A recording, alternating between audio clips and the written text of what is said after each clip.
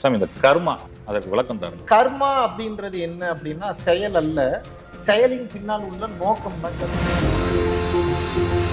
இந்த கர்மாங்கிறது பாவ புண்ணியத்தை பேஸ் பண்ணி தான் வருதா சார்? நிறைய பேர் எங்க ஏமாந்து போறாங்க வாழ்க்கையில அப்படின்னா,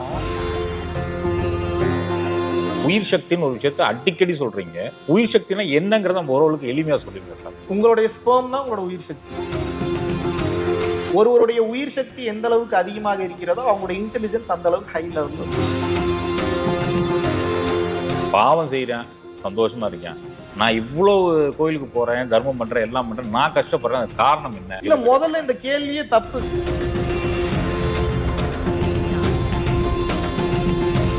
கோடீஸ்வரர்கள் ஒரு காலகட்டத்துக்கு மேல தங்களது தவறுகளை மறைப்பதற்காகவே எவ்வளவோ செலவழிச்சு எத்தனையோ ஜாதகம் பார்த்து கல்யாணம் முடிச்சு கொடுக்குறோம். ஆனா கல்யாணத்துல 1000 பிரச்சனை வருது. ஏன் அந்த பிரச்சனை வருது? நல்லா பேசி பேசி பேசி பேசி உன்னை நான் அப்படி பாத்துக்கிறேன் இப்படி பாத்துக்கிறேன்னு சொல்லிட்டு மனம் ஃபுல்லா கஷ்டத்தை வச்சுட்டு ஒரு விஷமத்தன்மையை வச்சுட்டு நான் பேசுறேன் அப்படின்னா அது பெட்டர். அது யாருக்கு தெரியுதோ இல்லை, இறைவனுக்கு தெரியும். நிச்சயமா இவ்வளவு விஷயங்கள் சொல்றீங்க சாமி. இறைவன்கிட்ட நான் எப்படி வேண்டது? இறைவன் கிட்ட வேண்டவே கூடாது. இதுதான் பியூட்டி. தாயினுடைய மார்பில் 10 மாதத்துக்கு முன்னாடியே பால் ஊறணும்னு படைக்க தெரியும் அந்த கடவுளுக்கு தெரியாதா? உங்களுக்கு அடுத்து என்ன கொடுக்குறது? சுகமே சொல்லையா. குருவே சரணம். வணக்கம். வணக்கம் சாமி. ரொம்ப நாள் நம்ம இன்டர்வியூ பிளான் பண்ணிட்டு இருந்தோம். இன்னைக்கு தான் வடபழனி முருகன் அருளால் இன்னைக்கு கிடைச்சிச்சு நேரம். அதுக்கு முதல்ல உங்களுக்கு நன்றி சொல்லிக்கிறேன். நானும் உங்களுக்கு நன்றி சொல்றேன். இந்த ஒரு அற்புதமான வாய்ப்பை உங்க பக்தி இன்ஃபினிட்டி நேயர்கள் முன்னாடி எனக்கு ஏற்படுத்தி கொடுத்ததுக்கு ரொம்ப நன்றி. பரம்பொருள் ஃபவுண்டேஷன் கடமைப்பட்டிருக்கு. நிச்சயமா உறவுகள் நிறைய பேர் கேட்டுட்டு இருந்தாங்க, எப்போ மகாவிஷ்ணு ஐயாவை இன்டர்வியூ பண்ண போறீங்க, எப்போ மகாவிஷ்ணு ஐயாவை இன்டர்வியூ பண்ண போறீங்கன்னு சொல்லிட்டு. நீங்க சேனல்ல திடீர்னு க்ளோஸ் பண்ணிட்டீங்க. நிறைய பேர் கேள்வி, என்னங்க திடீர்னு க்ளோஸ் பண்ணிட்டீங்கன்னு இருந்தாங்க. நிறைய நியூஸ் சேனல்லேயே அது வைரலா போச்சு. அப்புறம் நான் நினைச்சேன், என்னடா சேனலை க்ளோஸ் பண்ணிட்டாரு அப்படின்னு நினைக்கிறப்போ டக்குன்னு பரம்பொருள் ஃபவுண்டேஷன் .in அப்படிங்கிற வெப்சைட் ஓப்பன் பண்ணி அதில் உங்கள் வீடியோ வர ரொம்ப சந்தோஷப்பட்டேன். முதல்ல அதுக்கு வாழ்த்துக்கள் சாமி. ரொம்ப நன்றி, ரொம்ப நன்றி. யார் வேணாலும், ஏன்னா முன்னாடி ரொம்ப ஃபீல் பண்ணிட்டு இருந்தாங்க வீடியோஸ் பார்க்க முடியல. இப்போதைக்கு பெய்டு வீடியோஸ் மட்டும் தான் இருக்கு. ஃபியூச்சர்ல அதுலயுமே ஃப்ரீ வீடியோஸ் பிளான். நிச்சயமா நீங்க உறவுகளுக்கு முதலே சொல்லியிருந்தீங்க. என்ன சொல்லியிருந்தீங்கன்னா, நான் என்ன சொல்ல வந்தனோ அந்த கருத்துக்கள் ஃபுல்லா நம்ம வீடியோஸ்ல இருக்கு, நீங்க பாத்துக்கங்க. சீக்கிரத்துல சேனல் டெலிட் பண்ணா கூட டவுன்லோட் பண்ணி வச்சுக்கணும்னு சொல்லி. ஆமா, பல டைம் சொல்லியிருக்கேன். ஆமா, உறவுகள் வச்சிருப்பாங்க, டவுன்லோட் பண்ணி வச்சிருப்பாங்க. இருந்தாலும் இப்ப பரம்பொருள் ஃபவுண்டேஷன் .inல நிறைய வீடியோஸ், நல்ல வீடியோஸ் நிறைய போடுறீங்க சாமி. ரொம்ப நன்றி உங்களுடைய அன்பிற்கு. நிச்சயமா சாமி. சாமி, இந்த கர்மா அதற்கு விளக்கம் தாருங்கள். ஏன்னா கர்மாவை பத்தி நிறைய பேசியிருக்கீங்க. இங்க பொதுமக்கள் என்ன நினைச்சிட்டு இருக்காங்க, கர்மானாலதான் நம்ம அவஸ்தைப்படுறோம்னு நினைச்சிட்டு இருக்காங்க. கர்மாவை பற்றி ஒரு விளக்கம். நான் நிறைய கேள்விகளுக்கு பதில் சொல்லணும்னு நினைக்கிறேன். சொல்லுங்க சார். ஏன்னா இப்போ நீங்க ஒரே கேள்விக்கு நான் ரொம்ப நேரம் பதில் சொல்றதை விட உங்களுக்கு ஈஸியா புரியுற மாதிரி முடிஞ்ச அளவுக்கு எக்ஸ்பிளனேஷனோட கொடுக்குறேன். நீங்க அடுத்தடுத்த கேள்விகள் உங்களுக்கு கேட்கறதுக்கு ரொம்ப ஏதுவா. நிச்சயமா. கர்மா அப்படின்றது என்ன அப்படின்னா செயல் அல்ல, செயலின் பின்னால் உள்ள நோக்கம் தான் கர்மா. ஆர்மி ஆபீசர் துப்பாக்கியில சொல்றாரு, ஒரு தீவிரவாதியும் துப்பாக்கியில சொல்றாங்க. 2 பேருக்கு கீழேயும் தண்டனை வேற வேற மாதிரி, ஆமா, மேலேயும் தண்டனை வேற வேற மாதிரி. ஆர்மி ஆபீசரை புகழ்வாங்க, தீவிரவாதியை கொன்றுவாங்க, இல்லாட்டினா ஜெயில போட்டுருவாங்க. சோ என்னன்னா நோக்கம் தான், எந்த நோக்கத்துக்காக நீ செய்யற. அப்போ செயல் ஒரே மாதிரியாக இருந்தாலும் அது எந்த நோக்கத்தை வைத்து நம்ம அந்த செயலை செய்யறோமோ அதை பொறுத்து ஒவ்வொரு மனிதனுக்கும் கர்மா என்பது தீர்மானிக்கப்படுகிறது. நிறைய பேர் எங்க ஏமாந்து போறாங்க வாழ்க்கையில அப்படின்னா, முக்காவாசி மனிதர்கள் பெஸ்டா இருக்கிறவங்க என்ன பண்றாங்க, அதை காப்பி அடிக்கிற வேலையை மட்டும்தான் பண்ணிட்டு இருக்காங்க. சுயமா சிந்திக்கக்கூடிய தன்மை இன்னைக்கு மனிதர்கள் யாருக்குமே கிடையாது. சோ அவங்க என்ன பண்றாங்க, மற்றவர்கள் உயர்ந்தவங்க வளர்ந்தவங்களை பார்க்கும்போது வெளியில அவங்க பண்றது மட்டும்தான் தெரியுது. உள்ளுக்குள்ள பெர்ஃபெக்டா இன்சைட் கரெக்டா கிறிஸ்டல் கிளியரா இருந்தாதான் வெளியில பிரம்மாண்டமா கரெக்டா பக்காவா நிக்கும்ன்றது தெரியும். அப்ப வெளியே மட்டும் பார்த்து அந்த மாதிரி வரணும்னு நினைச்சு காப்பி அடிச்சு ஏமாந்துடுறாங்க. வெளியே வரணும்னா முதல்ல உள்ள நல்லா இருக்கணும், அப்பதான் வெளியே நல்லா வரும். நிச்சயமா இந்த கர்மாங்கிறது பாவ புண்ணியத்தை பேஸ் பண்ணி தான் வருதா சாமி? கர்மம்னா நல்லா புரிஞ்சுக்கங்க, நான் ஒரு செயல் செய்யறேன், அந்த செயலினுடைய விளைவு ஒரு உயிரை பாதிப்பு ஏற்படுத்துச்சு அப்படின்னா அதுக்கு பேரு பேட் கர்மா. நான் செய்யக்கூடிய செயல் ஒரு உயிருக்கு நன்மை ஏற்படுச்சுன்னா அதுக்கு பேர் குட் கர்மா. இப்ப நான் ஒரு உயிருக்கு நன்மை நினைச்சதா ஒரு நன்மையை செய்யறேன், ஆனா அந்த உயிருக்கு அது தீமையா நடந்துருது. அது பாக்குறவங்களுக்கு தீமையா தெரியும், இறைவன் கணக்குல கரெக்டா இருக்கும், அதுவும் குட் கர்மா தான், தவறு. ஏன்னா என்னோட நோக்கம் சரியாக இருக்கும். நான் இதுவே பாத்தீங்கன்னா, நான் நல்லா பேசி பேசி பேசி பேசி உன்னை நான் அப்படி பாத்துக்கிறேன் இப்படி பாத்துக்கிறேன்னு சொல்லிட்டு மனம் ஃபுல்லா கஷ்டத்தை வச்சுட்டு ஒரு விஷமத்தன்மையை வச்சுட்டு நான் பேசுறேன் அப்படின்னா அது பேட் கர்மா. அது யாருக்கு தெரியுதோ இல்லை, இறைவனுக்கு தெரியும். நிச்சயமா வாய்களை ஒருபோதும் பிரபஞ்சம் கேட்பதே இல்லை. உங்க மனசு என்ன சொல்லுது அதை மட்டும் தான் கேட்கும். புரியுது புரியுது புரியுது. ஏன்னா வாய் இஷ்டத்துக்கு போய் பேசும். இப்போ நீங்க ஒரு போலீஸ் ஆபீசரை கூப்பிட்டு நான் யாரு அப்படின்னு வந்து கேட்டீங்க அப்படின்னா, முதல்ல அவரை கூப்பிட்டு நீங்க கேட்க கூடாது நான் யாருன்னு, நீங்க உங்களை தான் கேட்கணும். போலீஸ் ஆபீசர்ஸோட டேர்ம்ல வந்து அது வேற ஒண்ணு இருக்கு. உங்களை முதல்ல மனிதர்களாகவே வந்து உங்களை வந்து பார்க்க மாட்டாங்க. எப்படி பார்ப்பாங்க அப்படின்னா, நீங்க அவங்களுக்கு ஒரு சப்ஜெக்ட் அப்படின்னா என்னன்னா, அவங்களோட இன்டெலிஜென்ஸ் என்ன போதிக்கப்பட்டிருக்கு அப்படின்னா, எல்லாருமே தன்னை நல்லவன் தான் சொல்லிப்பாங்க. கிரிமினல்ஸ் எப்படி கண்டுபிடிக்கிறது? அப்ப இஷ்டத்துக்கு என்னென்னத்தையோ பேசிட்டு நான் இதுன்னு இவனுக்கு ஒரு பேர் வச்சுட்டு வாழ்ந்துட்டு இருப்பான். ஆனா அது என்ன பண்ணிட்டு, அந்த ஸ்பீஷீஸ் என்ன பண்ணிட்டு இருக்குன்றது இன்னொருத்தங்க அனலைஸ் பண்ணா மட்டும்தான் தெரியும். அதனாலதான் ஹையர் லெவல் இன்டெலிஜென்ஸ் பீப்புள், உயர்ந்த நிலையில இருக்கிறவங்க வார்த்தைகளை ஒருபோதும் கேட்கவே மாட்டார்கள். ஏன்னா வார்த்தைகள் பொய் தான் சொல்லும். தன்னை பாதுகாத்துக் கொள்வதற்காக எந்த எக்ஸ்ட்ரீம் வேணாலும் போகும். இது ஒவ்வொருத்தருக்கும் இப்படிதான் நடக்கும். வாய்ப்பு கிடைக்கிற வரைக்கும் தான் ஒருத்தர் நல்லவன், வாய்ப்பு கிடைச்சிட்டா கேட்டவன் தான். அப்ப நான் என்ன மீன் பண்ண வரேன் அப்படின்னா, சோ இந்த உள்தன்மை வெளித்தன்மை என்னன்றத முதல்ல வந்து அடிப்படையாக வந்து தெரிந்து கொள்ள வேண்டும். உள்ள கிளியர் ஆச்சுன்னா தான் வெளியே கிளியர் ஆகும். உள்ளுக்குள்ளேயே உங்களுக்கு நிறைய நெருடல்கள் இருக்கு, ஒரு கிளாரிட்டி இல்லை அப்படின்னா நீங்க செய்யற செயல்ல ஒரு நேர்த்தி இருக்காது, ஒரு பினிஷிங் கிடைக்காது. அப்படியே அதுல இருந்து ஏதாவது உங்களுக்கு பெனிஃபிட் கிடைச்சா கூட ரொம்ப நாளைக்குள்ள அது நிலைச்சு நிக்காது. காரணம் என்னன்னா, இங்க உள்ளுக்குள்ள ஒரு டாட்டு கூட இல்லாம நீங்க வச்சு அடைச்சாதான், பூசினாதான் அதுல அந்த ஃபவுண்டேஷன்ல நீங்க நிறைய பில்டிங்ஸ் கட்ட முடியும். உங்களுக்கு உள்ளுக்குள்ளேயே எவ்வளவு பிளாக்கேஜஸ் இருக்கு, உள்ளுக்குள்ளேயே எவ்வளவு லீக்கேஜஸ் இருக்கு அப்படின்னா, அதை வைத்து இந்த உலகத்துல நம்ம கிரியேட் பண்ணக்கூடிய எதையுமே நிலைத்து நிற்காது. உலகத்துல இருக்கக்கூடிய எல்லாமே அட் தி எண்ட் மாயை தான். ஒரு பில்டிங் கட்டுறதுல இருந்து, ஒரு குழந்தை பிறக்கிறதுல இருந்து, ஒரு தாயும் ஒரு தந்தையும் உறவு கொள்றதுல இருந்து, ஊர் சுத்துறதுல இருந்து, சாப்பிடுறதுல இருந்து எல்லாம் மாயை தான். பட் நான் என்ன சொல்றேன், அந்த மாயையவே நிம்மதியா அனுபவிக்க முடியாதுங்கிற. ஆமா ஆமா, அதான் உண்மை. இப்ப நானும் மாயையில உட்கார்ந்தானே பேசிட்டு இருக்கேன். இப்ப கேமரான்றது மாயை தான். கர்ம சித்தின்னு சொல்றாரு வள்ளலாறு. ஒரு செயல் செய்து அந்த செயல் முழுமை பெறும்போது அது வந்து ஒரு ரிசல்ட் கொடுக்குது, அதை நம்ம அனுபவிக்க முடியுது. இதனால இது பேர் கர்ம சித்தி. இப்ப இந்த கேமராவை ஒருத்தர் கிரியேட் பண்ணி இங்க இருக்கக்கூடிய பிளாஸ்டிக் எல்லாம் எடுத்து இங்க இருக்கக்கூடிய ரா மெட்டீரியல்ஸ் வச்சுதான் கேமரான்ற ஒண்ணு கிரியேட் பண்ணி இருக்கிறாரு. இந்த கர்மமான செயல் சித்தி முழுமை பெற்று விட்டதுனால இப்ப கேமராவை வந்து கிடைச்சிச்சு. இப்ப கடவுள் இப்படிதான் சதறி இருக்கிறாரு. சதறி இருக்கக்கூடிய கடவுளை உங்களுக்கு அறிவை கொண்டு, அந்த அறிவு வேணும். இது நார்மல் அறிவு வச்சு ஒன்றும் பண்ண முடியாது. அந்த இன்டெலிஜென்ஸ் இருந்ததுனாதான் அந்த எனர்ஜி, அந்த உயிர் சக்தி வேலை செய்ய வேண்டும். இல்லை அந்த உயிர் சக்தி அதிகமாக இருந்ததுனாதான் இந்த கேமராவை அசம்பிள் பண்ணணும், இப்படி பண்ணா இப்படி பண்ணுன்ற அந்த எண்ணமே அப்பதான் வரும். அது சாதாரண மூளையிலிருந்து வராது, ஒளியாற்றலில் இருந்து வரக்கூடியது. மூளையில இருக்கக்கூடிய சில பல இன்டெலிஜென்ஸ், ஹை இன்டெலிஜென்ஸோட செல்ஸ் நர்வ்ஸ் ஆக்டிவேட் ஆகணும்னாலே அவனுடைய உயிர் சக்தி பலமா இருக்கணும், காஸ்மிக் எனர்ஜி அதிகமா ரிசீவ் பண்ணணும். நிச்சயம் அந்த உயிர் சக்தின்னு ஒரு விஷயத்த அடிக்கடி சொல்றீங்க. உயிர் சக்தினா என்னங்கிறத நம்ம ஓரளவுக்கு எளிமையா சொல்லிருங்க சாமி. உங்களுடைய ஸ்பெர்ம் தான் உங்களோட உயிர் சக்தி. ரொம்ப சிம்பிள். இப்ப ஆண்களுக்கு விந்து அப்படின்னு சொல்லுவாங்க, பெண்களுக்கு நாதம் அல்லது சுரோனிதம் சொல்லுவாங்க. இதை பத்தி பேசுறதே இல்லை. நான் வந்து இதை மறைச்சு வச்சு பேசுறதுக்கு என்ன இருக்கு? இப்போ மக்கள் பல விஷயங்களை ஏற்றுக்கொள்ள தயங்குகிறார்கள், மயங்குகிறார்கள், அப்படிதான் சொல்லணும். இப்போ ஒரு விஷயத்த பேசக்கூடாதுன்றதுக்காக அந்த உண்மையை எப்படி நம்ம பேசாம வந்து இருக்க முடியும்? அப்ப உயிர் சக்தியில தான் எல்லா ரகசியமும் ஒளிஞ்சிருக்கு. அந்த உயிர் சக்தியை பற்றி பேசவில்லை என்றால் எப்படி? எந்த விஷயத்த ரொம்ப மறைச்சு வைக்கிறீங்களோ அந்த விஷயத்துக்கு மேலதான் வந்து பாத்தீங்கன்னா பைத்தியகாரத்தனம் ரொம்ப அதிகமாகும். அதை வெளிப்படையா சொல்லிட்டு அது இப்படித்தான்றதை நீங்க ஒரு கிளாரிட்டி கொடுத்துட்டீங்கன்னா அது ஒண்ணு இல்லைன்றது புரிஞ்சிடும். நிச்சயமா.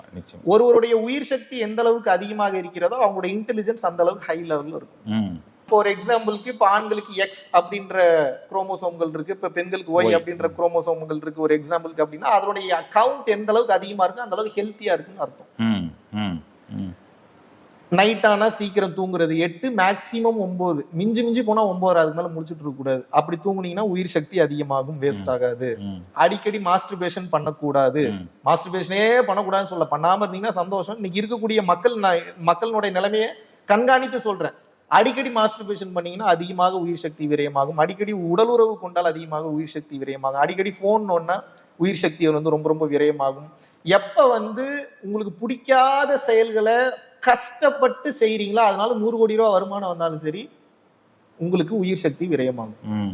எப்ப வந்து உங்களுக்கு பிடிச்ச செயல்களை ஆனந்தமா செய்யறீங்களோ, பிற உயிர்களை கஷ்டப்படுத்தாம எத்திக்ஸோட செய்யறீங்களோ, அப்ப உயிர் சக்தி ரொம்ப ரொம்ப அதிகமாகும்.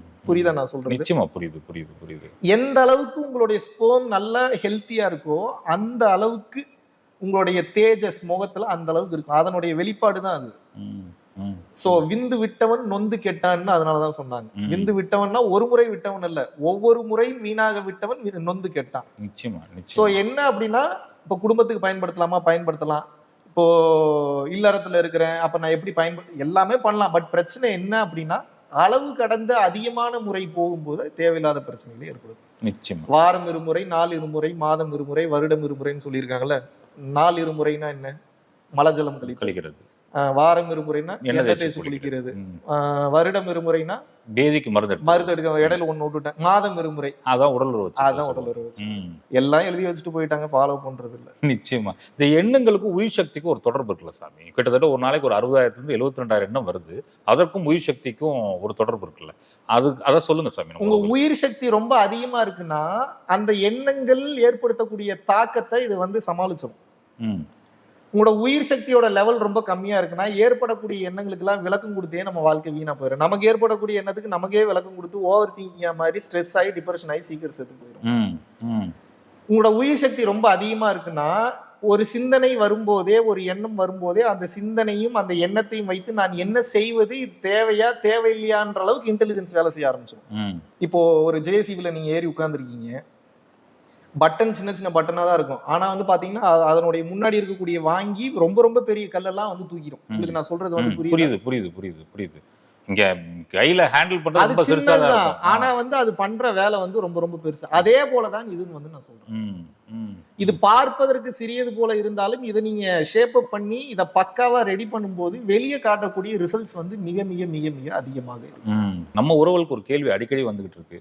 பாவம் செய்யறேன், சந்தோஷமா இருக்கேன், நான் இவ்வளவு கோயிலுக்கு போறேன், தர்மம் பண்றேன், எல்லாம் பண்றேன், நான் கஷ்டப்படுறேன், காரணம் என்ன அப்படின்னு உறவுகள் அடிக்கடி இல்ல. முதல்ல இந்த கேள்வியே தப்பு. நிறைய சந்தோஷமா ஒருத்தர் இருக்கான்னு எப்படி சொல்றீங்க? இந்த உலகத்துல மன விடுதலை பெற்றவன் மட்டும்தான் சந்தோஷமா இருக்கான், வேற எவனுமே சந்தோஷமா இல்ல. நடிக்கிறாங்க எல்லாருமே.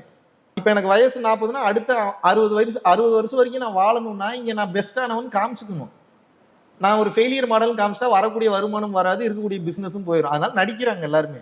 அப்படிலாம் இந்த நிம்மதியால யாரும் இல்லை. நிம்மதியா இருக்கிற மாதிரி நடிக்கலாம். மன விடுதலை பெற்றவர் மட்டும்தான் நிம்மதியாக ஆனந்தமாக வாழ முடியுமே தவிர இந்த சொந்த பந்தங்களுக்குள்ள குடும்பம்ன்ற கமிட்மெண்ட்ஸ்க்குள்ள இது எதுவுமே தப்புன்னு சொல்ல. இந்த புரிதல் இல்லாம இதெல்லாம் இருக்கும்போது அது பிரச்சனைகளை கொண்டு வந்து விடத்தான் செய்யும். நிம்மதி இருக்காது. இல்ல ஏன் கேக்குறாங்கன்னா, இவங்க வெளியே இருந்து பாக்குறாங்க, கார் வச்சிருக்கான், பங்களா வச்சிருக்கேன், அது வச்சிருக்கேன், இங்க நம்மளுக்கு ஒண்ணுமே கிடையாது, நான் கஷ்டப்பட்டு இருக்கேன், அன்றாட சாப்பாட்டுக்கே வழி இல்லைன்றாங்கல்ல, அதனால அந்த இல்ல. நீங்க நல்லா புரிஞ்சுக்கங்க. இப்போ நான் வந்து ஒரு சின்ன ஒரு எக்ஸாம்பிள் நான் சொல்றேன். இப்போ பரம்பொருள் ஃபவுண்டேஷன் மூடுறதுக்கு முன்னாடி இப்போ பெரிய பெரிய ஹோட்டல்ஸ்ல தங்கினேன், பெரிய பெரிய கார்ல எல்லாம் போயிருக்கேன், வந்திருக்கேன். இப்ப இன்னைக்கு இந்த ஃபவுண்டேஷனே இல்லைன்னா கூட நான் ரோட்ல படுத்துட்டா கூட நிம்மதியா வந்து என்னால வந்து படுக்க முடியும். அதை அன்னைக்கும் சொன்னீங்க. ஃபவுண்டேஷன் க்ளோஸ் பண்ற அன்னைக்கு அந்த வீடியோ க்ளோஸ் பண்ற எப்பயுமே சொல்லுவேன். இப்பயும் நான் இப்படி மறுபடியும் கார் கொடுத்தீங்கன்னா ரேஞ்ச் ரோவர்ல போவேன், மறுபடியும் கீழே படுத்துப்பேன், ஊர் சுத்துவேன். இப்ப நான் என்ன கேட்கிறேன் அப்படின்னா, ஒரு மனிதனுக்கு இருக்கக்கூடிய அந்த செல்வம், இப்போ வந்து வசதியான ஒரு நபருக்கு வந்து அதிகமான செல்வம் வந்து சேர்த்திருக்கிறாரு அப்படின்னா அவருடைய வாழ்க்கையில ஏற்படக்கூடிய பாதிப்புகள் எல்லாத்துக்குமே வரும், எல்லாத்துக்குமே பிரச்சனைகள் வரும். பிரச்சனைகள் வரும்போது அந்த மொத்த பொருளையும் அவர் ஹோல்டு பண்ணி பத்திரப்படுத்தணும் போது ஒரு எஃபோர்ட் ஒன்று எடுப்பார், உயிரே போயிடும். அது நீங்க எப்படி அவர் நிம்மதியா இருக்கிறாருன்றீங்க? சம்பாதிக்கிறது ரொம்ப கஷ்டம்னா சம்பாதிச்சதை பாதுகாக்கிறது அந்த உலகத்திலேயே இருக்கிறதுலயே பெரிய கஷ்டம். எங்கெங்க இருந்து எவன் வந்து என்னென்ன கேட்பான், என்னென்ன பண்ணுவான்னு எவனுக்குமே தெரியாது. யூ ஆர் பீயிங் வாட்ச்டுன்றேன். இப்போ இதுல நீங்க கோடீஸ்வரர்கள் வந்து ஒரு காலகட்டத்துக்கு மேல தங்களது தவறுகளை மறைப்பதற்காகவே, இந்த உண்மைகள் தெரிந்து விடக்கூடாது என்பதற்காகவே பொய்யான வாழ்க்கையை வந்து வாழ ஆரம்பித்து விடுவார்கள். அதுதான் பெரிய எக்ஸாம்பிளா செட் பண்ணிட்டு நம்ம ஆளுங்களும் வாழ்ந்து நடுத்தருவுக்கு போறது. நான் என்ன சொல்றேன்னா, எதையுமே புரிதலோடு அணுகுங்கள். சரின்னு படுதா பயணம் பண்ணுங்க, இல்லைன்னா வெளியே வந்துருங்க. அவ்வளவுதான். அது எதுவா இருந்தாலும் சரி, எப்படியா இருந்தாலும் சரி, யாரா இருந்தாலும் சரி, எங்கேயா இருந்தாலும் சரி. நிச்சயமா. எவ்வளவோ செலவழிச்சு எத்தனையோ ஜாதகம் பார்த்து கல்யாணம் முடிச்சு கொடுக்குறோம். ஆனா கல்யாணத்துல 1000 பிரச்சனை வருது. உங்கள்கிட்ட கவுன்சிலிங் நிறைய பேர் வந்திருப்பாங்க. அது சார்ந்து ஏன் அந்த பிரச்சனை வருது sir? The earth is like a school, very very difficult school. இந்த பூமி என்பது ஒரு அற்புதமான பள்ளிக்கூடம். இருக்கிற மொத்த பிளானட்ஸ்லயே எர்த்ன்ற பிளானட் தான் கஷ்டமான பள்ளிக்கூடம். ஒரு அனுபவம் வராம எப்படி தெளிவு பிறக்கும் வாழ்க்கையில? கிடைக்காது, நிச்சயமா கிடைக்காது. இப்போ நீங்க வந்து ஒரு பைக் ஓட்டுறீங்க, நீங்க வந்து ஒரு 100 டைம் வந்து ஸ்பீடா போறீங்க. நான் ஓட்டாதீங்க, ஸ்பீடா ஓட்டாதீங்க, கீழே விழுவீங்கன்னு சொல்றேன், கேட்கல. ஒரு டைம் விழுந்துட்டீங்க, காலில் அடிபட்டுருது, ரத்தம் வந்துருது, டச் விட்டு ஒரு எக்ஸாம்பிளுக்கு வந்து சொல்றேன். அடுத்த டைம் அந்த வேகம் வரும்ன்றீங்க? வராது. மன சொல்லிரும். நான் என்ன சொல்றேன்னா, அந்த வலி வேதனையை அனுபவமா உணரும் போதுதான் அந்த ஞானம் பிறக்குது. ஆகா, வேகமா போகக்கூடாது. ஒவ்வொன்றும் ஞானம் தான். அந்த புரிதல் இல்லாம மக்கள் வந்து மாட்டிக்கிறாங்க. நான் சொல்றது புரியுதா? புரியுது. ஒருத்தருக்கு வந்து ஒரு அனுபவத்தை இறைவன் அவன் செய்த செயலுக்கு தான் அவன் அனுபவிக்கிறான். இந்த பிரபஞ்சம் டிசைன் பண்ணிட்டு இறைவன் போயிட்டார். இறைவன் இங்கேயே இல்ல. நீ இது பண்ணா இது வந்து உன்னை அடிக்கும் போது நீ சரியா பண்ணி நல்லதை வாங்கிக்க வேண்டியதான். நீ ஏன் தப்பா பண்ணி மறுபடியும் மிதி வாங்குற?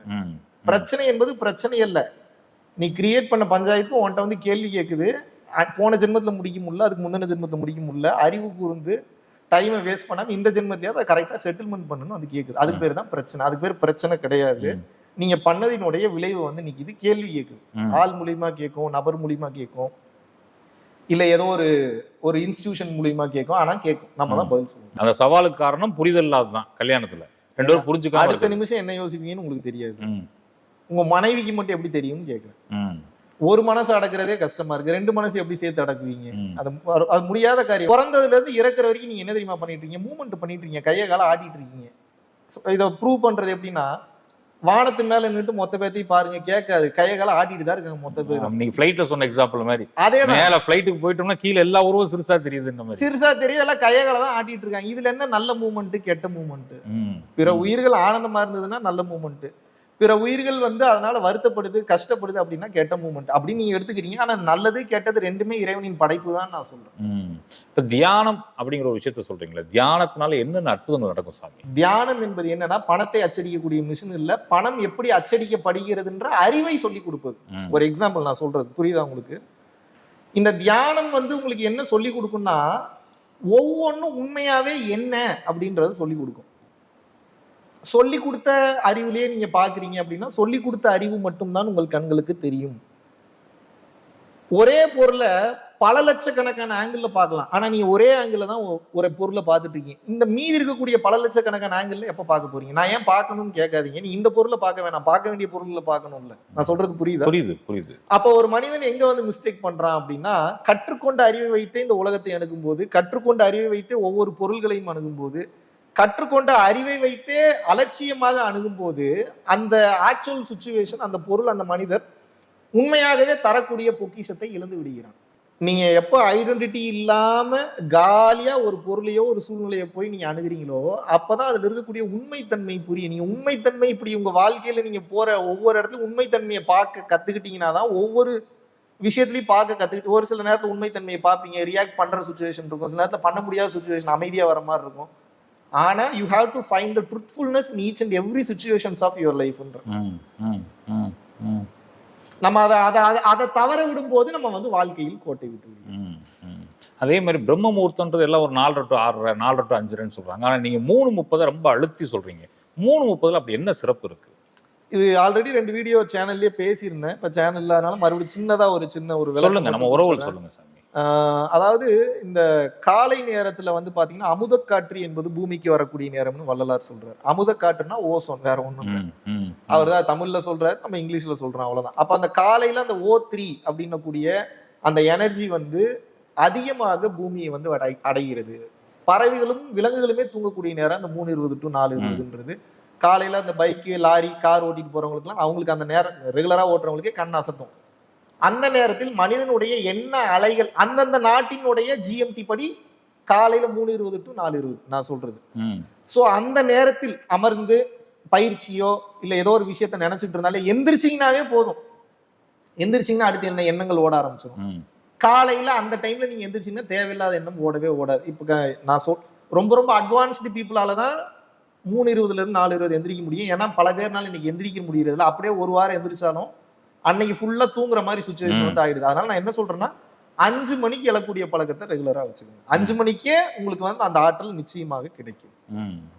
ரெகுலரா அந்த டைம்ல உட்கார்ந்து பயிற்சி செய்யும் போது அந்த இறைவன் வராருன்னா இறைவன் ஆளா இல்ல, பல துகள்கள் ஒன்னா சேர்ந்து ஒரு உருவமா இருக்கிறார். அப்ப பல்வேறு விதமான கோள்கள், பல்வேறு விதமான அண்டங்கள்ல இருந்து வரக்கூடிய மொத்த எனர்ஜியும் பூமியை வந்தடையக்கூடிய அந்த நேரம். அந்த நேரத்துல எந்திரிச்சு உட்காரும் போது நம்மளோட சிந்தனைகளே வந்து பாத்தீங்கன்னா ஆல்பா லெவல்ல தான் திங்கிங்கே இருக்கும். எண்ணங்கள் எழுந்தும் எழாமலும் இருக்கக்கூடிய ஒரு நிலை. சோ அந்த நிலையில இருக்கும்போது it's the perfect time and stage for manifestation. So அந்த டைம்ல சும்மா எந்திரிச்சிங்கனாவே எல்லா நல்லதும் நடக்கும். உடனே நீங்க கேட்கலாம், அப்ப காலையில எந்திரிக்கக்கூடிய பால் போடுறவங்க, பேப்பர் போடுறவங்க என் வாழ்க்கையில இல்ல, நான் கேட்க மாட்டேன், அதுக்கு பதில் சொல்லிடுறேன். அதாவது கொடுக்குற தெய்வம் கூரையை பிச்சுக்கிட்டு கொடுக்குது அப்படின்னா லூசுத்தனமா பணம் மூட்டையாவே கொடுக்காது. கொடுக்கும், நீங்க அந்த அளவுக்கு புண்ணியம் பண்ணிருந்தீங்கன்னா அதுவும் நடக்கும். அப்பேற்பட்ட அதிசயங்கள் நடந்திருக்கு. பட் இப்ப இருக்கக்கூடிய மனித சூழ்நிலைக்கு வந்து நான் என்ன சொல்றேன்னா, பால்காரனுக்கு பேப்பர்காரனுக்கு காலையில் எந்திரிக்கிறேன் நல்ல நல்ல எண்ணங்களை கொடுக்கும், கொடுக்காதெல்லாம் கிடையாது. இறைவன் கொடுக்குற தெய்வம் கூரையை பிச்சுட்டு கொடுக்கணும்னா ஐடியாவை தான் கொடுப்பாரு. அந்த ஐடியாவை மெட்டீரியலைஸ் பண்ணக்கூடிய அந்த சுய சுதந்திரத்தை உங்ககிட்ட கொடுத்துருக்குறேன். அந்த ஃப்ரீவில் உங்ககிட்ட இருக்கு. நான் இதுலயே ஆனந்தமா இருக்கேன்னா இருந்துட்டு போகும்பாரு, உங்களுக்கு என்ன பிரச்சனை? நான் பேப்பர் போடுறதே சந்தோஷமா இருக்கேன், நான் பால் போடுறதே சந்தோஷமா இருக்கேன்னா இருந்துட்டு போறாரு. பால் போடுறதுல இருந்து வரக்கூடிய வருமானத்தை வச்சு ஒரு வீடு கட்டி மறுபடியும் கல்யாணம் பண்ணி நான் ஹாப்பியா இருக்கேன் அப்படின்னா எனக்கு அது போதுன்னு ஹாப்பியா இருந்தா இருந்துட்டு போக வேண்டியது. அதனால ஒவ்வொரு மனிதனுக்கும் ஐடியாவா வரும். எப்பயுமே ஞானம் என்பது அந்த அருள் ஆற்றலாக ஒரு மின்னல் கீற்று போல உள்ளுக்குள்ள ஐடியா அந்த லைட் மாதிரி ஏற்படும். அதை மெட்டீரியலைஸ் பண்ணணுமா பண்ணக்கூடாதான்றது உங்களுடைய நோக்கம். நிச்சயமா நிச்சயமா. நீங்க சொல்றதுல இன்னொரு புரிதல் எனக்கு வர்றது என்னன்னா, நம்ம உறவுகளுக்கு அந்த புரிதல் வரும். ஒருவேளை அவங்களுக்கு அந்த எண்ணத்தையும் அனலைஸ் பண்ண தெரியலன்னு வச்சுங்க, அதுவும் வேஸ்டா போயிடும். அதுதான் சொல்றேன். ஆனா அது கொடுத்துட்டு தான் இருக்கும். நல்ல நல்ல எண்ணங்களாக கொடுக்கும், வின்னிங் தாட்ஸ் கொடுக்கும். நீங்க ரோட்ல இருக்கக்கூடிய ஒரு டீ கடையில போய் ஒருத்தட்ட கேட்டீங்கன்னா 1000 ஐடியா கொடுப்பாரு. நிச்சயமா நம்மளுக்கு தெரியாத விஷயங்கள் அவர் சொல்லி. ஆனா ஏன் எல்லாராலையும் அதை மெட்டீரியலைஸ் பண்ண முடியல தெரியுமா? அதுக்கு மாபெரும் காரணம் இறையருள் இல்லை, உயிர் சக்தி பத்தல. ஒண்ணு இங்க இருக்கக்கூடிய சக்தி நல்லா இருக்கணும், அருள் கணக்குலயும் டெபாசிட் நல்லா இருந்ததுனா தான் அந்த வெயிட்டை தூக்க முடியும். மறுபடியும் அதே ஜேசிபி வெறுங்கையில 1000 கிலோ தூக்குறதுக்கு ஜேசிபில தூக்குறதுக்கு டிஃபரன்ஸ் இருக்கு. நிச்சயமா நிச்சயமா. நீங்க வெறுங்கையில தூக்கிட்டு இருக்கீங்க. வெறும் திறமை மட்டும் என்பது இன்டர்நெட் இல்லாத கம்ப்யூட்டரை போன்றதை வச்சு என்ன பண்ணுவீங்க நீங்க? விளையாடணும்னா இன்டர்நெட் வேணும். அந்த இன்டர்நெட்டுக்கு பேர் காஸ்மிக் எனர்ஜின்ற. அதை ஏத்திக்க லைஃப் நல்லா இருக்குங்கிற திறமை வந்து முதல்ல மேம்போக்கான திறமையாக இருக்கும். அதுல நுட்பம் தெரியாது, ஆழம் தெரியாது. இந்த பயிற்சிகள் செய்ய செய்ய நான் இப்போ நம்ம பரம்பொருள் ஃபவுண்டேஷன்.in வெப்சைட் போனீங்கன்னா பரம்பொருள் மாஸ்டர்ஸ் முந்தானத்தை வந்து கிளாஸ் எடுத்தோம்னா அந்த வீடியோ அதுல போட்டிருக்கேன். பார்ட் 6 அது நீங்க பாத்துட்டீங்கன்னா தெரியும். கோடீஸ்வரர்கள் எப்படி வந்து காஸ்மிக் எனர்ஜி வந்து செல்வமா கன்வெர்ட் பண்றாங்கன்ற பெரிய சீக்ரெட் அந்த 1 hour கோர்ஸ்ல வந்து நான் பேசியிருக்கேன். அது வந்து யார் இது வரைக்கும் அவரை விளக்கம் வந்து கொடுத்ததே இல்லை. அதை எப்படி பயன்படுத்துறாங்க, எல்லாரும் சம்பாதிக்கிறதுல வந்து ஃபோக்கஸ் பண்றாங்க. சம்பாதிக்கிறதுல ஃபோக்கஸ் பண்ணீங்கன்னா நடுத்தருக்கு வந்துருவீங்க சீக்கிரம். நீங்க குவாலிட்டியில ஃபோக்கஸ் பண்ணணும், பணம் தானா வந்துடும். எப்போ ஒரு மனிதன் வந்து பணத்தை நோக்கி ஓடுகிறானோ பாவத்தை சேர்த்து விடுகிறான். தனது தன்மானத்தையும் தனக்கு இருக்கக்கூடிய திறமையும் தனக்கு இருக்கக்கூடிய அந்த இறையருளையும் நோக்கி அதை இன்னும் அதிகப்படுத்தும் போது தகுதியை வளர்த்து கொள்ளும் போது வேண்டும் என்கின்ற அனைத்தும் நடக்கிறது. அந்த கோர்ஸ்ல ரொம்ப டீடைல்டா இதை பத்தி தான் வந்து பேசியிருக்கேன். இந்த காஸ்மிக் எனர்ஜி இன்க்ரீஸ் பண்ணி எப்படி வந்து இந்த மெட்டீரியல் லைஃப்ல நமக்கு வேணுங்கிற பொருள் செல்வங்களை அடைவதுன்றது ரொம்ப வந்து கிளியரா வந்து பேசியிருக்கு. நிச்சயமா நம்ம உறவுகள் அதை பார்த்துருவாங்க. கண்டிப்பா பார்க்கட்டும். இவ்வளவு விஷயங்கள் சொல்றீங்க சாமி. இறைவன்கிட்ட நான் எப்படி வேண்டது? இறைவன் கிட்ட வேண்டவே கூடாது, இதுதான் பியூட்டியே. அப்படியா? நான் கோயில போய் வேண்டத்தானே செய்யணும். நான் என்ன சொல்றேன், நீங்க பிறக்கும் போது எத்தனாவது வருடம் பிறந்தீங்க? 80. 80வது வருடம் நீங்கள் குழந்தையாக பிறக்கும் போது உங்களுக்கு தெரியுமா நீங்க என்ன பண்ண போறீங்கன்றது? இல்ல, தெரியாது. பிறந்தது மட்டும்தான் உங்க வேலை. உங்க அப்பா அம்மா உங்களை நல்லா பாத்துக்கிட்டாங்கல்ல. எப்போ பால் கொடுக்கணும், எப்போ சாப்பாடு கொடுக்கணும், எப்போ வந்து ஆல் அவுட் போடணும், எப்போ கதவை சாத்தி வைக்கணும், யாருக்கிட்ட குழந்தைய கொடுக்கணும், யாருக்கிட்ட குழந்தைய கொடுக்க கூடாது, என்ன சொல்லி கொடுக்கணும், சளி வந்தா என்ன பண்ணணும், காய்ச்சல் வந்தா அத்தனையும் பாத்துக்கிட்டாங்க. நீங்கள் குழந்தை தன்மையாக இருக்கும்போது அப்பா அம்மா பாத்துக்கிட்டாங்க. இப்ப அறிவு வந்துருச்சு, அதனால உங்களை நீங்க பாத்துக்கிறீங்க. மறுபடியும் இந்த குழந்தை தன்மை, அதாவது நான் என்ன மீன் பண்ண வரேன்னா, படைச்சவனுக்கு தெரியும் எப்பப்ப வந்து எதை கொடுக்கணும் என்ன செய்யணும். நீ அதை நம்புங்கன்னு சொல்ற, நீ அதை நம்ப மாட்டீங்க.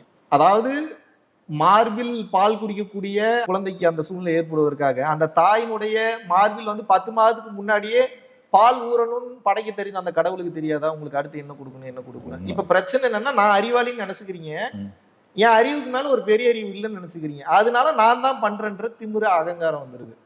மேட்ருன்னா அதுதான் யோசிக்க வைக்குது, அதுதான் பேச வைக்குது, அதுதான் செய்ய வைக்குது, அதுதான் வழி நடத்துது, அதுதான் டெஸ்டினேஷன் கூட்டு போய் ரீச் பண்ண வைக்க. அதை ஏத்துக்கங்கன்ற அந்த ஈகோ ஏன் உங்களை தடுக்குது? அதுதானே பெரிய கஷ்டமா இருக்கு. ஈகோ தானே தடுக்குது. சிற்றறிவால் ஒருபோதும் பேரறிவை அடையவே முடியாது, உணரவும் முடியாது. எனக்கு ஒண்ணும் தெரியாது, ஏதோ தெரிஞ்சதை வச்சு போயிட்டு இருக்கேன், இறைவா நீ பாத்துக்க. எவன் கையை தூக்கிட்டு சரண்டர் ஆகிறானோ அவன் கிட்ட இந்த மொத்த பிரபஞ்சமும் சரண்டர் ஆயிடும். எவன் எனக்கு தான் எல்லாம் தெரியுன்றானோ அவன் வந்து ஒருபோதும் அடுத்த கட்டம் ஆன்மீகத்தில் இல்லை, இந்த வாழ்க்கையிலேயே செல்வதில்லை. பணம் அப்படிங்கிற விஷயம் உங்களுக்கு தெரியும், நம்ம பேசிட்டு இருந்தோம். ப்ரிடாமினண்டா இருக்கு. நீங்க கூட ஒரு கோடீஸ்வர யுக்தியை பத்தி சொல்லிட்டு இருந்தீங்க. இந்த மக்களுக்கு பணம் சேர்றதுக்கு என்னென்னலாம் பண்ணணும் சார்? உலகத்துல இருக்கக்கூடிய ஒவ்வொருத்தருக்கும் தேவை என்ன? பணம்.